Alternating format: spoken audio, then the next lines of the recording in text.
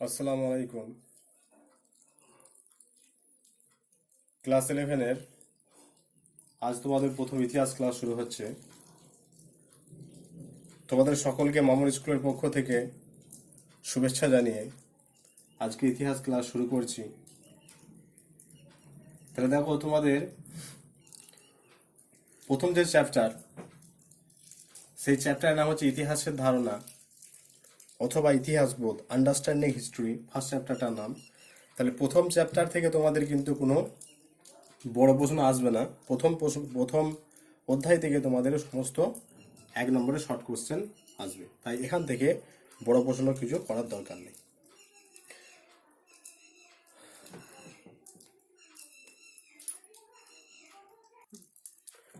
আমি মুবারক স্যার তোমাদের history class নেব। তোমরা এর আগে যে ইতিহাসগুলো পড়েছো 5 to 10, সেই ইতিহাসের সঙ্গে কিন্তু 11-এর যে ইতিহাস, সেই ইতিহাসের কিন্তু কোনো মিল তোমরা পাবে না। 11-এর ইতিহাস সম্পূর্ণ নতুন আঙ্গিকের ইতিহাস, নতুন ধারার ইতিহাস। তো দেখো, তোমরা সকলেই জানো যে ইতিহাস কি বা ইতিহাস কাকে বলে, সেটা তোমরা সকলেই জানো।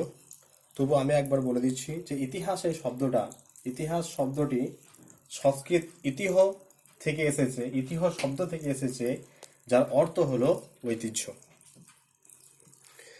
তাহলে ইতিহাসের জনক আমরা সকলেই জানি হেরোডোটাস। তাহলে সেই হেরোডোটাস ইতিহাসের জনক।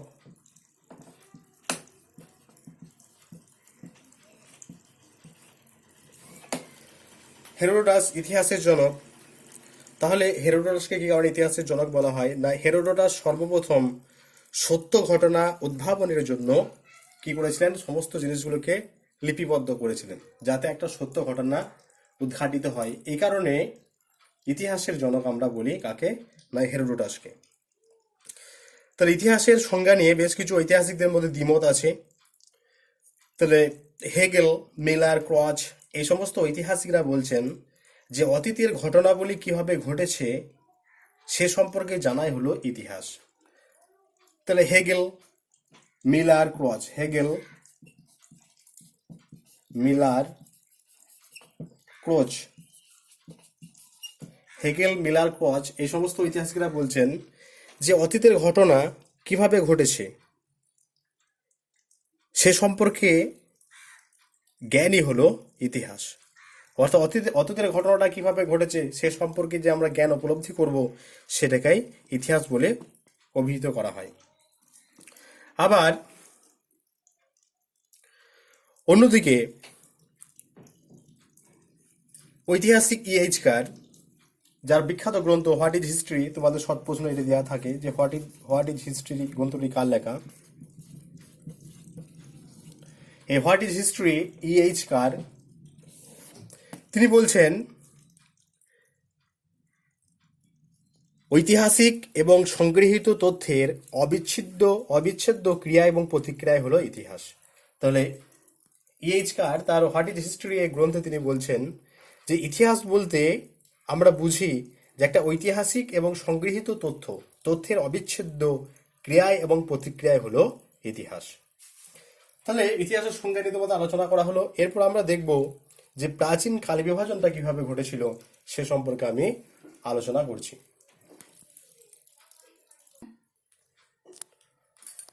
এরপর তোমাদের প্রাচীন কাল বিভাজন নিয়ে আলোচনা করব। তাহলে প্রাচীন কাল বিভাজনের নিরিখে ইতিহাসকে আমরা 3টে ভাগে ভাগ করি। এক হচ্ছে প্রাক ইতিহাস, প্রি হিস্ট্রিক এজ, প্রাক ইতিহাস, প্রোটো হিস্ট্রিক এজ, আর ঐতিহাসিক যুগ বা হিস্ট্রিক এজ। তাহলে প্রাক ইতিহাস যুগ আমরা কাকে বলবো? না, যে সময়কালের মানুষেরা লিখতে পড়তে জানতো না এবং তাদের কোনো লিখিত ইতিহাস পাওয়া যায় না, সেই সময়কে আমরা বলছি প্রাক ঐতিহাসিক যুগ বা প্রি হিস্ট্রিক এজ। তাহলে যে সময়ের মানুষরা লিখতে পড়তে জানতো না, যাদের কোনো লিখিত ইতিহাস পাওয়া যায় না, সেই সময়কালকে আমরা বলছি প্রাক ঐতিহাসিক যুগ বা প্রি হিস্ট্রিক এজ।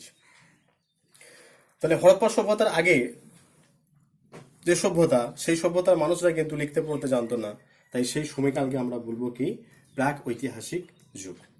এর মধ্যে প্রায় ইতিহাস যে বা প্রোটো হিস্ট্রিক এজ, যে সময়কালে মানুষরা লিখতে পড়তে জানতো, আজকের দিনে আমরা তাদের লিখিত ইতিহাস পাই, কিন্তু আজকের দিনেও তা কিন্তু পাঠ্যোদ্ধার করা যায়নি।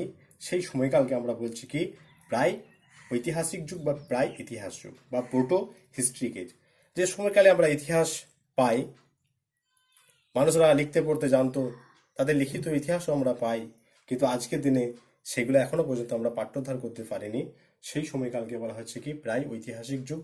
যেমন হরপ্পা সভ্যতা যুগকে বলা হয় প্রায় ঐতিহাসিক যুগ। কেন না, এই সময়কালে মানুষরা লিখতে পড়তে জানতো, তাদের ইতিহাস, তাদের আমরা লিখিত ইতিহাস পাই, কিন্তু সেগুলো আজকের দিনেও পাঠ্যোদ্ধার করা যায়নি।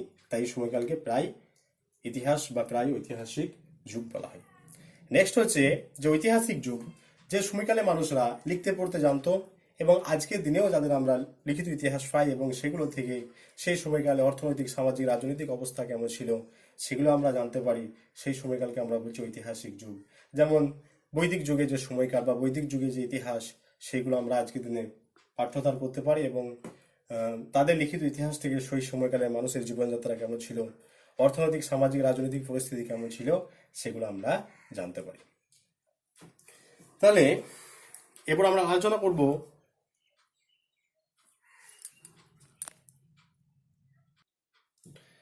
এরপর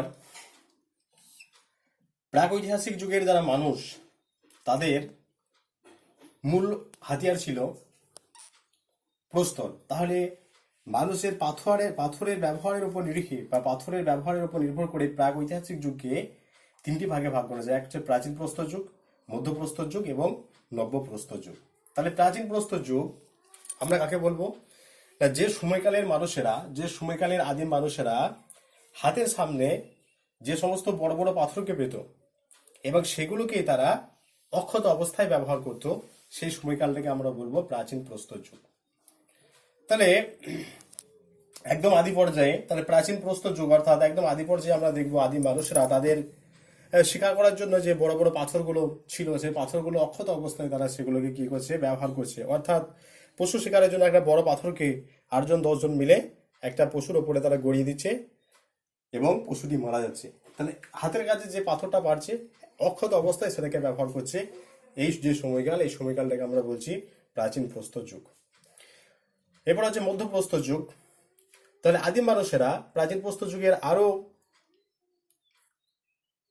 কয়েক হাজার বছর পর প্রাচীন মানুষেরা কি করেছিল না, হাতের সামনে যে পাথরগুলো পেয়েছিল তাকে ভেঙে ছোট করে অস্ত্র হিসেবে সেগুলোকে ব্যবহার করতে শুরু করেছিল।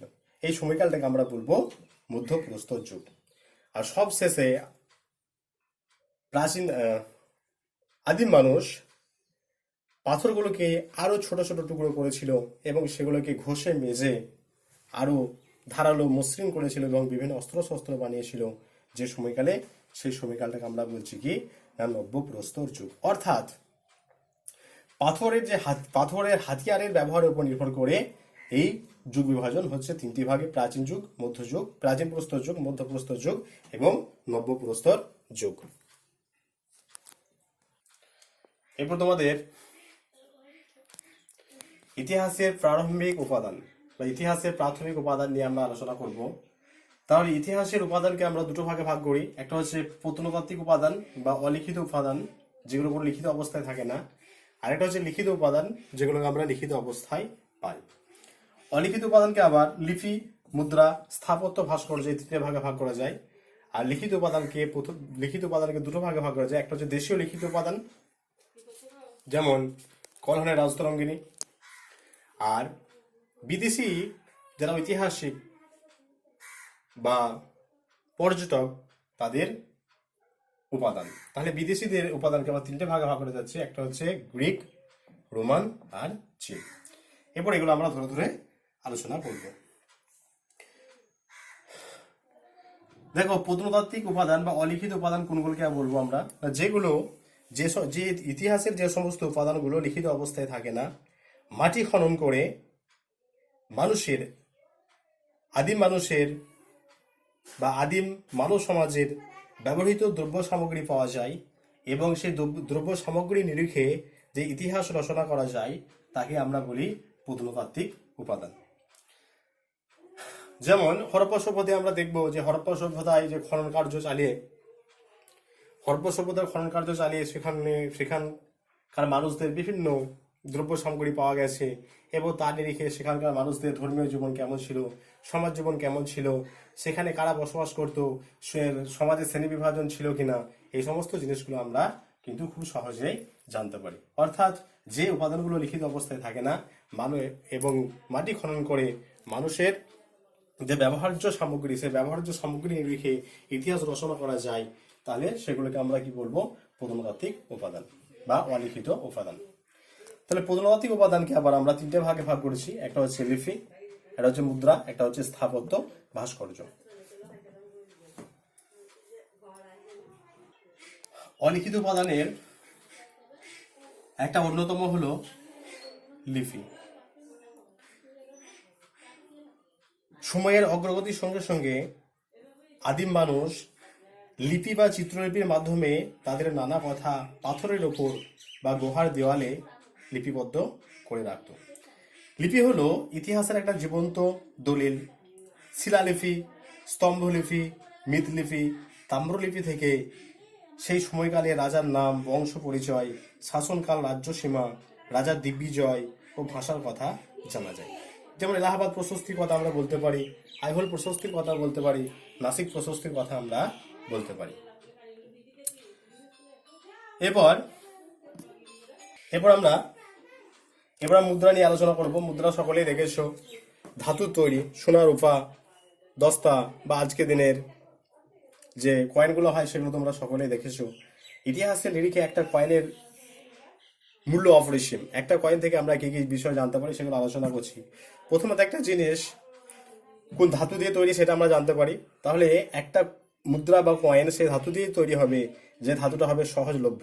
অর্থাৎ একটা 5 টাকার কয়েন, সেখানে যদি উৎপাদন খরচ 6 টাকা হয়, তাহলে সেটা দিয়ে ওই কয়েনটা তৈরি হবে না। অর্থাৎ 5 টাকা চেয়ে কম মূল্যের ধাতু দিয়ে জিনিসটাকে তৈরি করতে হবে, তবে সরকারের লাভ হবে। তাহলে যে ধাতুটা সহজলভ্য, সেই ধাতুটা দিয়ে মুদ্রাটা তৈরি করা হবে। এটা হচ্ছে 1 নম্বর পয়েন্ট। 2 নম্বর পয়েন্ট হচ্ছে যে একটা কয়েন থেকে আমরা একটা উল্টো পিঠে কয়েনের কি থাকে না, একটা সাল দেওয়া থাকে। তাহলে সেই সাল ধরে আমরা বলতে পারবো যে সেই সময়কালে ভারতবর্ষের শাসক কে ছিলেন। তারপর উত্তর ভারতের মুদ্রা যদি দক্ষিণ ভারতে পাওয়া যায়, বা ভারতবর্ষের মুদ্রা যদি মিশর, ব্যাবিলন, মেসোপটেমিয়া এই সমস্ত জায়গায় পাওয়া যায়, তাহলে আমরা সহজেই বলতে পারি যে উত্তর ভারতের সঙ্গে দক্ষিণ ভারতের একটা বাণিজ্যিক আদান প্রদান ছিল সেই সময়কালে, অথবা ভারতবর্ষের সঙ্গে মিশর, মেসোপটেমিয়া, সুদান এই সমস্ত জায়গার সঙ্গে একটা বাণিজ্যিক আদান প্রদান ছিল, তাই ভারতবর্ষের মুদ্রা সেখানে পাওয়া গেছে। আর কি এই মুদ্রার সাহায্যে আমরা শাসকের ব্যক্তিগত গুণাবলীর পরিচয় পাওয়া যায়। সমুদ্রগুপ্তের মুদ্রাগুলো যদি লক্ষ্য করা যায়, তাহলে দেখা যাবে যে সমুদ্রগুপ্তের মুদ্রার উল্টো পিঠে একটা বিনা বাদনগত ছবি পাওয়া যায়, যেটা থেকে আমরা অনুমান করতে পারি যে তিনি সঙ্গীত প্রিয় ছিলেন, সঙ্গীতের অনুসারী ছিলেন, তিনি সঙ্গীত খুব ভালোবাসতেন। ঠিক আছে, এর নেক্সট আমরা আলোচনা করবো স্থাপত্য এবং ভাস্কর্য। তাহলে স্থাপত্য কি জিনিস? স্থাপত্য বলতে আমরা পুরোনো দিনের ঘর বাড়ি, আসবাবপত্র, মন্দির, মসজিদ, অট্টালিকা, প্রাসাদ, এগুলোকে আমরা বলি স্থাপত্য। তাহলে পুরোনো দিনের ঘর বাড়ি, মসজিদ, মন্দির, এই সমস্তগুলোকে আমরা স্থাপত্য বলি। কিন্তু পুরোনো দিনের ঘর বাড়ি, মন্দির, মসজিদের গায়ে যদি সূক্ষ্ম সুন্দর কারুকার্য করা থাকে, তবে সেগুলোকে আমরা কি বলবো? ভাস্কর্য। ওই কারণে বলা হয়ে থাকে যে সব ভাস্কর্য স্থাপত্য, কিন্তু সব স্থাপত্য ভাস্কর্য নয়। তাহলে পুরোনো দিনের ঘর বাড়ি মানেই স্থাপত্য, কিন্তু পুরোনো দিনের ঘর বাড়ি, আসবাবপত্র বা মন্দির, মসজিদ, অট্টালিকা মানে কিন্তু ভাস্কর্য নয়। সেগুলোর গায়ে যখন শিল্পীদের সুন্দর কারুকার্য করা থাকবে, শিল্পীদের একটা শৈল্পিক দৃষ্টিভঙ্গির পরিচয় পাওয়া যাবে, তখন সেটাকে আমরা বলবো ভাস্কর্য। তাহলে এগুলো অলিখিত উপাদান। এরপর লিখিত উপাদানের মধ্যে আমরা দেখব যে লিখিত উপাদানকে দুটো ভাগে ভাগ করা যাচ্ছে। একটা হচ্ছে দেশীয় লিখিত উপাদান, একটা হচ্ছে বিদেশিদের লিখিত উপাদান। তাহলে দেশীয় লিখিত উপাদান অর্থাৎ আমরা বলতে পারি যে কলহনের রাজতরঙ্গিনী এই গ্রন্থ থেকে কাশ্মীরের ইতিহাস জানা যায়, বা ভারতের প্রথম পূর্ণাঙ্গ ইতিহাস কলহনের রাজতরঙ্গিনী, সেটা হলো একটা দেশীয় লিখিত উপাদানের একটা উদাহরণ। আর বিদেশিরা সে সময় ভারতবর্ষে এসেছিলেন, গ্রিক দেশ থেকে এসেছিলেন ভারতবর্ষে, রোম থেকে এসেছিলেন, চীন থেকে এসেছিলেন। তাহলে বিদেশি লিখিত উপাদানকে আবার 3টে ভাগে ভাগ করা যায়, গ্রিক, রোমান এবং চীন। তাহলে গ্রিক উদাহরণ হিসেবে আমরা বলবো যে মেগাস্থেনিসের নাম তো আমরা সকলে শুনেছো, মেগাস্থেনিসের ইন্ডিকা গ্রিক একটা উদাহরণ। রোমান, প্লিনির নাম তোমরা শুনেছো, প্লিনির ন্যাশনাল হিস্টোরি হলো একটা বিদেশি একটা রোমানের একটা উদাহরণ। আর চীন, ফাহিনের ফৌকৌকি এবং হিউয়েন সাংয়ের সিউকি হলো একটা বিদেশি লিখিত উপাদানের উদাহরণ।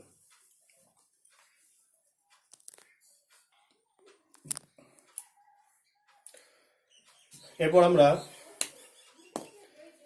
ঐতিহাসিকের দৃষ্টিভঙ্গি নিরিখে আমরা ঐতিহাসিকদের যে গোষ্ঠী তাদেরকে কয়েকটি ভাগে ভাগ করা যায়। একটা হচ্ছে ধর্মীয় ঐতিহাসিক, যুক্তিবাদী ঐতিহাসিক, সাম্রাজ্যবাদী ঐতিহাসিক, জাতীয়তাবাদী ঐতিহাসিক, মার্ক্সবাদী ঐতিহাসিক এবং নিম্নবর্গীয় ঐতিহাসিক।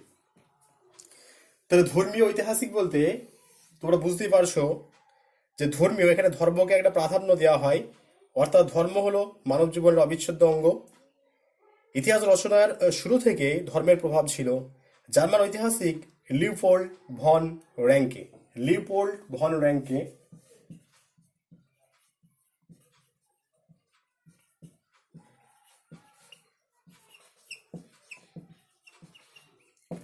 লিওপোল্ড ভন র্যাঙ্কে মনে করেন ইতিহাস রচনায় যারা বুদ্ধিদীপ্ত, নিরাবেগ ও সুষ্ঠু উপস্থাপনার কাজ করেন তারা ঈশ্বরের প্রেরিত প্রতিনিধি। তাহলে ইতিহাস রচনার ক্ষেত্রে ধর্মকে এখানে প্রাধান্য দেওয়ার কথা লিওপোল্ড ভন র্যাঙ্কে বলেছেন। তাহলে লিওপোল্ড ভন র্যাঙ্কে হলো একজন ধর্মীয় ঐতিহাসিকের উদাহরণ। একজন ধর্মীয় ঐতিহাসিকের নাম যদি বলা হয় তখন তোমাদেরকে বলতে হবে লিওপোল্ড ভন র্যাঙ্কে। নেক্সট আছে যুক্তিবাদী ঐতিহাসিক। যুক্তিবাদী বলতে যারা যেগুলো জিনিস সহজে গ্রহণ করে না, বিচার বিশ্লেষণ করে বা যুক্তির সাহায্যে সেটাকে যদি উপযুক্ত মনে হয় সেটা গ্রহণ করে, এই ধরনের ঐতিহাসিকদেরকে আমরা যুক্তিবাদী ঐতিহাসিক বলছি। উদাহরণ হিসেবে আমরা বলতে পারি যে ক্রচ, প্রুধো, ভলতেয়ার, ডারউইন এরা হলেন এই দলের ঐতিহাসিক। তারপর আছে নেক্সট আছে সাম্রাজ্যবাদী ঐতিহাসিক। সাম্রাজ্যবাদী ঐতিহাসিক যেমন Stuart Mill, Vincent Smith, Hamilton, Elphinstone এরা হলেন সাম্রাজ্যবাদী ঐতিহাসিক। এদের মতে যে 19 শতকে England, France, Portugal, Spain, Denmark প্রভৃতি ইউরোপের উন্নত রাষ্ট্রগুলি এশিয়া, আফ্রিকা ও লাতিন আমেরিকার অনুন্নত রাষ্ট্রগুলিতে অর্থনৈতিক ও রাজনৈতিক আধিপত্য স্থাপন করে। এর ফলে ইতিহাস রচনায় সাম্রাজ্যবাদী মনোভাব গড়ে ওঠে। তাহলে সাম্রাজ্যবাদী মনোভাব সম্পন্ন যারা ঐতিহাসিক তারা হলেন James Mill, John Stuart Mill, Vincent Smith, Elphinstone প্রমুখ।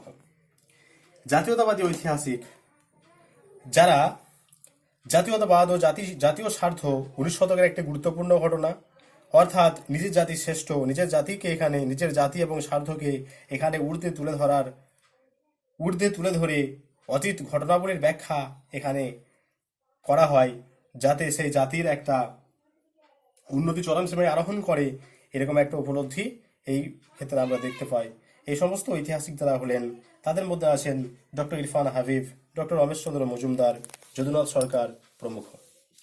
এরপর আছে মার্ক্সবাদী ঐতিহাসিক যারা কার্ল মার্ক্সের যারা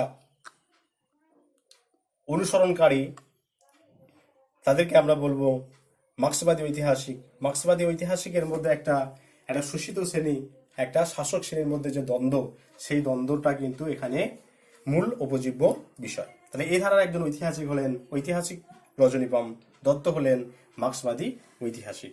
আর লাস্ট যেটা সেটা হচ্ছে নিম্নবর্গীয় ইতিহাস চর্চা। এটা তোমরা ক্লাস 10-এ পড়েছো। নিম্নবর্গীয় ইতিহাস চর্চা অর্থাৎ 1960-এর দশকের আগে ভারতবর্ষের যে ইতিহাস, সেই ইতিহাসে কিন্তু সমাজে যারা নিচু স্তরের মানুষ তাদের কোনো স্থান ছিল না। ইতিহাস বলতে মূলত রাজার কাহিনী ছিল। কিন্তু নিম্নবর্গীয় ইতিহাস চর্চার জনক ডক্টর রণজিৎ গুহ তার সাবল্টান স্টাডিজ গ্রন্থে নিম্নবর্গের মানুষ কোলভিল, মুন্ডা, ওরাং, সাঁওতালদের কথা আলোচনা করেছেন। অর্থাৎ তিনি মনে করেছেন কি যে সমাজে যারা চালিকা শক্তি তারা হলে নিম্নবর্গীয় মানুষ। এই নিম্নবর্গীয়দের পরিশ্রমের ফলে সমাজের যে চাকা, সেই সমাজের যে চাকা, সেই চাকাটা এগিয়ে যায়। এদের পরিশ্রমের ফলে সভ্যতাটা আরো উন্নতির দিকে এগিয়ে যায়।